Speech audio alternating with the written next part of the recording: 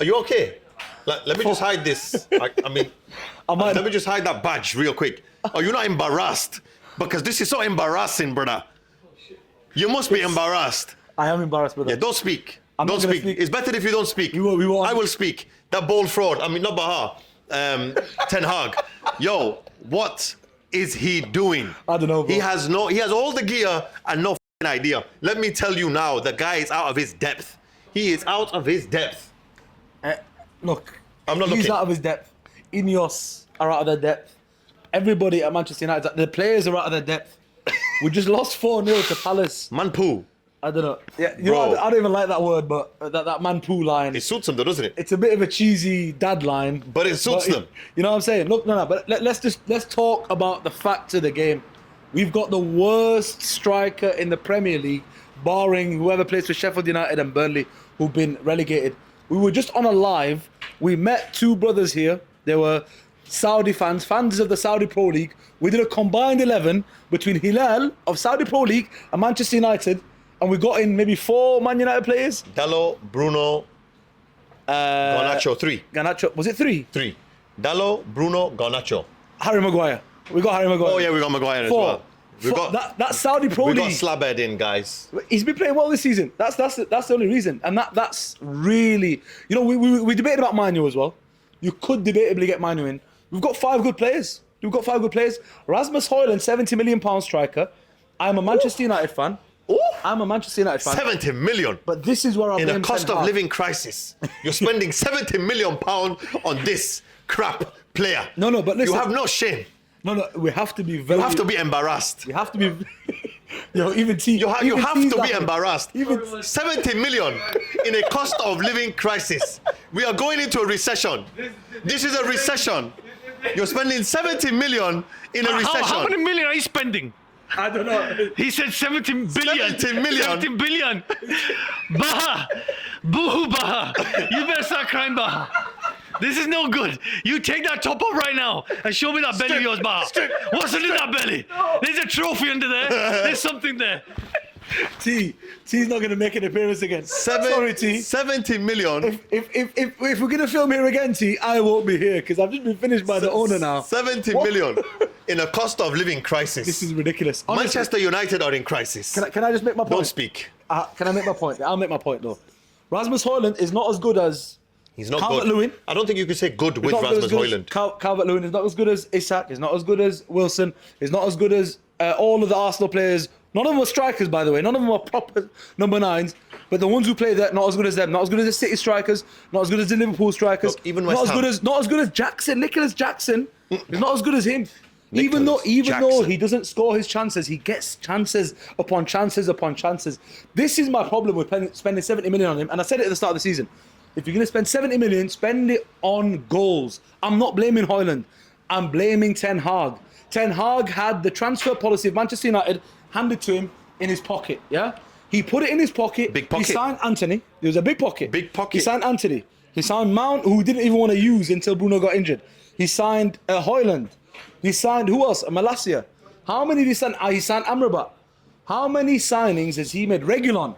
Regulon is now playing for Brentford. Regulon's come and gone. Regulon came at the start of the season. The guy is a Brentford level left back. We're playing him.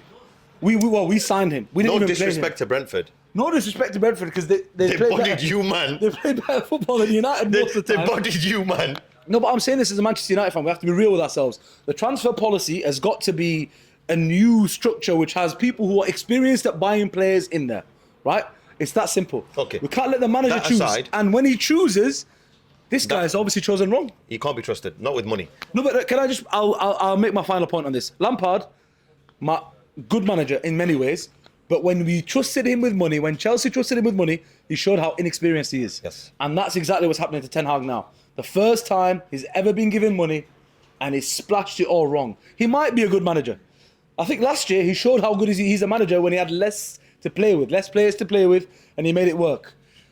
And that's all I can say. Inexperienced with money. You can't be having him at Manchester United, unfortunately. What I will say is it's very, very simple.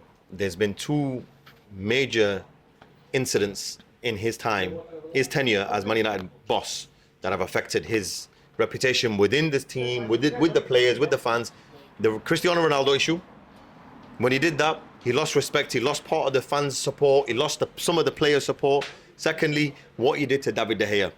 If your keeper wins the Golden Glove, the most clean sheets the season before, and then you bring in Onana, or shall I say, oh no. Oh no, we've seen tonight. My guy, yeah, I'm telling you now, this guy is shocking. Can I do my thing? Please. Oh no, what's my name? Oh no, what's my name? Oh no. This should be an anthem, by the way, for Onana. What's my name? If ever he becomes a boxer, this should be his walk-in music. Did you? Oh no. Oh no. That's my name. No, look. Oh no, that's my name. Yo, listen, do you know who I watched him against? Burnley. At 70 minutes, the geezer, do you know what he was doing? Slowing the game down. When 0-0 at home to Burnley, he was slowing the game down. He realised 1 point is fantastic. 1 point is fantastic against Burnley. Getting 0 points here. Come on, man. It's better than 0 points. And you know what? That's either Ten Hag or no. Either way, they both gotta go. Both of them. They're not. I hope Ten Hag stays. I really do. I hope they give him 1 more year. For who? For whose sake? For everybody else's sake. Apart from Man U. Apart from Manpu. If he stays, it's not good for you, but it's very good for us because we'd like to see him fail. I'd like to be optimistic here for the Manchester United fans watching. There's no optimism, and I don't believe in this Ineos leadership because it's a bit of a poxy leadership. Do you think they're going to P45 him? 10 Hag. Do you think he's going to get P45? He has to. I had a different opinion about 5 games ago, but he has to get the P45 now because initially I thought he's never had a transfer window with a proper club structure behind him, but it's just gone too far. We've just too many bad results. That's it. You can't come back from that. This is Solskjaer went earlier. Look, can I just say one thing? Mourinho went way earlier. How bad Chelsea have been, and the way people have been talking about the Blues, £1 billion bottle jobs, they are currently above Manchester United in the league table. Pochettino is finally turning it around, and they're looking way better. Remember than how you much guys. we wanted Pochettino, though. We know he's a good manager. We know, right? Yeah. And he's got a young squad there, and finally it's looking like it's starting to click, right? But it's not clicking at Manchester United. The vision that Ten Hag had at the start of last year, he got really far with it. He's not continued with that vision. Now, man, saying I'm legally blind. He's not playing the same style of football he was playing last year. To be honest, we didn't really have a clear style. No. I'm not gonna let this guy really hates. I don't hate. He really hates I don't Ten hate. Hag and I Manchester congratulate United. Ten Hag. But last year he played a very good brand of football. We knew what he was trying to do. You go to Old Trafford, you watch that possession. It was Bruno, Eriksen, and Casemiro. Yes, off the ball on transition, we used to get caught out all the time. But we had so much control of games that it was only against the big teams we got punished. And against some of the big teams, we punished them as well. No, but you guys at Old Trafford. His away record. Liverpool at Old Trafford. Manchester City United beat Manchester United at Old Trafford? At Old Trafford last year. These were all big wins they were. that Ten Hag got over the line. But he's changed his own philosophy. He's bought Mount to replace Eriksen. That's not the player. If you want to replace Eriksen, replace him with a better Eriksen. Can I just say one thing? If you want to play the same brand of football, but you change the brand of football over one summer, but this doesn't work. This just goes to show that he's not a good manager. I don't even think he's a bad manager. I think the situation's bad, but he's not the Manchester United manager. And he could go to Bayern Munich now, you never know, and it could work for him. Bayern have made contact with his camp. I hope he goes. I hope we get Tuchel instead of him. Because Tuchel is a man who, number one, knows how to stand up to poor ownership. Yes, We've seen that before. He stood up to Bowley before. I know Bowley's maybe beginning to turn things around. I won't be too quick to count my chickens. Bowley's on his way out. Is Bowley going? Yeah, Bowley's on his way out. Yeah. Is it? What happened? Yeah. They're changing chairman. Yeah. The actual owner of the club is obviously changing chairman. He's moving on to other things, but he's still obviously He's still owner of the club, but he's not going to be in control of anything. And that's He's not going to be making decisions. It's a good move. So for Chelsea, in terms of them being sustainable and continuing to progress in the right way, they need him out of that position of power. What do you think about the Glazers then, right? The Glazers have opted for Please a way. stay for 10 more years. The Glazers have opted for a way to get back a return on their initial investment, which wasn't even their money. They put the club into debt. that's what I was gonna say. So they've their made money. profit, right? And they still own 75% of the club, right? Yep. I think that's the shares, or maybe less than that because there's some public shares as well. They've sold 25% of the shares. They still have the full stake, as in full controlling stake of the club. That tells me this is not going to change. If Jimmy Ratcliffe, who unfortunately for us didn't even turn up to the semi-final in time because he was too busy running the London Marathon. Hey, Hey, if priorities. exactly, I mean, exactly. He thought Coventry were priorities. going to do a job. He thought, I'm not getting embarrassed. I'm not going to be embarrassed. But hold up on this point, right? If Jimmy Ratcliffe himself, right, Sir Ratcliffe, if you want to call him that, Not sir for me. not Sir for Manchester United fans, I don't think. If he was to really stand up to the Glazers in the boardroom, they would shut him down because they have the controlling stake of the club. That's the problem we find ourselves in. But can I just say one thing? They've not sold the club. Can I just say one thing? They've not changed anything. Jim Ratcliffe isn't a football guy. That's why he wasn't at the semi-final of the FA Cup. Any other footballing guy and owner, when there's a semi-final, you will see him at that fixture because it's his team and he thinks, you know what, I want to see what my team is going to do. I want to see what they're about. I want to see what the players have got in them in terms of winning this competition. He's not going to be like, oh, you know what, I've got a marathon to run today, so I'm just going to run that marathon. Like, honestly, right? Unforgivable. Honestly, unforgivable. To be honest, For I me, don't... Big strike. No, but That's I a also huge think strike. he's on the same page as the Glazers. What Manchester United fans were thinking Jim Ratcliffe was going to be, he's not going to be that guy. It was a con. They've That's sold a you con. guys a dream. Yeah. Who you really wanted was the Qataris, and you're not getting the Qataris because they said no matter what, we're not coming back now because of the way the Glazers have done business or tried to do business with us. So we're not coming back. You've lost a golden opportunity there, and So what do you long may it continue. So what do you think then for Manchester United next season? I think Manchester United have to have a massive reset. I was saying this to you before. There's so many players there that need to go. They just need to go. But it's going to be very difficult to just remove players because you're going to want to recuperate some of the money that you paid for these players. And right? you also want to bring in quality instead. Exactly. To compete. Exactly. So right? okay, let's look at the biggest money players who we've got. You've got Højlund is worth not just what you paid, but also the wage bill. The wage bill is huge, yeah. So you've got the highest worth of players you've got. I think is Garnacho, top three. Garnacho, Rashford, Højlund. Would you sell all three? Garnacho worth. Worth. What they're worth, not salary bill. Not salary. Okay. Not salary bill. What they're worth? Because if you want to sell players, you want to get money back on them. Varane's got one more year. Yeah. And then he can bounce anyway. So if we choose to let him bounce, Casemiro's contract's ending next in 2 summer. years.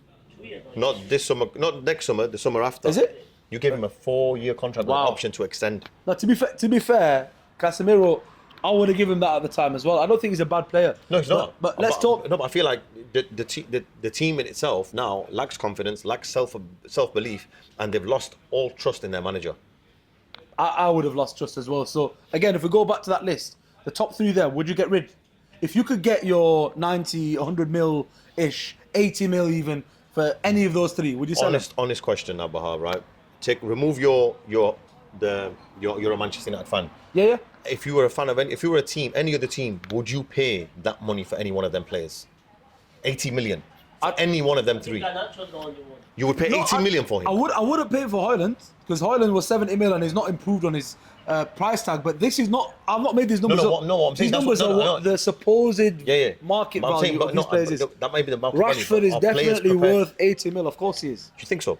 Rashford is of course worth 80 mil. I don't To think other he is. clubs, yeah, I don't- because of what he's capable of doing and what he's shown he can do. No, but the thing is, what now people are going to be noticing is his attitude. But his worth is supposed to be like 105 million. No, last season, you would say 120, 130.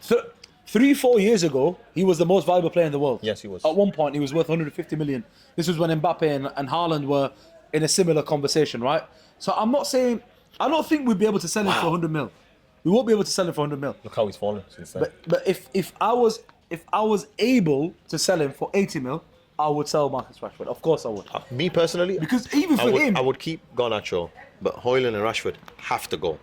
I'd sell Garnacho if I In my got opinion. 80 mil, I'm selling him. No, he is a player. He is a No, player. but if I got 80 mil, bro, Okay, but the thing is, can you guarantee me we'll get 80 mil from him in 5 years' time? No. So I would sell him now. I like him. I think he's a brilliant player. But I'd be looking to reshuffle the whole pack. Anthony, if I can get anywhere close 10 to million. 50 million, 10 million? I'd sell Anthony tomorrow. 10 million. 50 million. And he's supposed to be worth more, supposedly, on paper. Bruno's supposedly worth around 60 mil. You take 40. I wouldn't sell him though. I just wouldn't sell him. Bruno's the one I'd keep. He's the one I'd keep. I think Bruno now, as an individual, he has to go. He has to If think I to was himself, him, I'm out. I have to go. That's what he should be saying that to himself. So what do you think though? Would a big club come in for him? That's the question. Of course. I think so. And to be honest, I think Manchester United there's so many doubts now over so many players. Like, people are thinking of what's next for Liverpool, but in reality, what's next for Manchester United? Because they are in a sticky situation. They are. I was about to say, is it the beginning of the end? But But The end has been there. This has been going on for a while now. It's been going on for a this long, is going long on for a time. while. Now, let us know what you think in the comments, guys. Let us know what you think is going to happen with Manchester United next. Are they going to continue to fail? Is it a finished club? Is Ten Hag going to stay? Is he going to go? Let us know what you think. Remember, you yourself are an urban baller, and your opinion on the game does matter. And we'll see you in the next one. Peace. Peace.